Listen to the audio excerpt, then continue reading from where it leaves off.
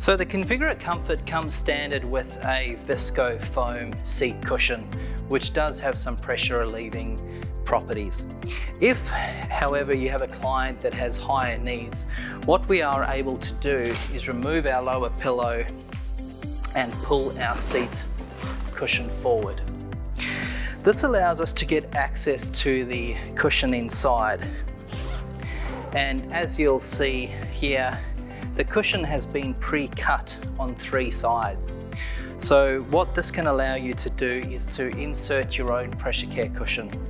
So we have the CushionAir air cushion with the pump, which we're going to demonstrate to you in a minute. However, other products like the Vicare cushion, Star cushion, Roho, Equigel, there's a number of cushions that can be inserted into the seat. The main thing is just to make sure that it fits within the dimensions, and the dimensions there are 17.5 inch by 17.5 by 3 inches deep.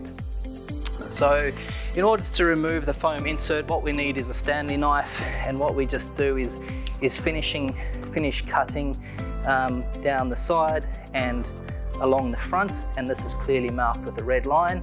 And once we've cut all the way along, then what we can do is put our knife away and we can remove the insert.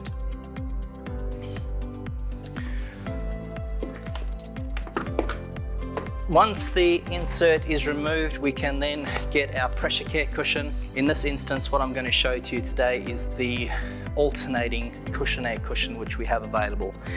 So this just inserts into the well now that we've removed the insert, and then what we do is we take our tubes and we put them through the little cutout that is provided at the back. So once that's in place, what we do now is we zip our cushion up. What we then do is we lift up this vinyl piece of material and we feed our tubes through the back of the chair, and then we secure our cushion in place. What we then do is we get the tubing from behind the chair, we get our pump, we connect our tubing to the pump,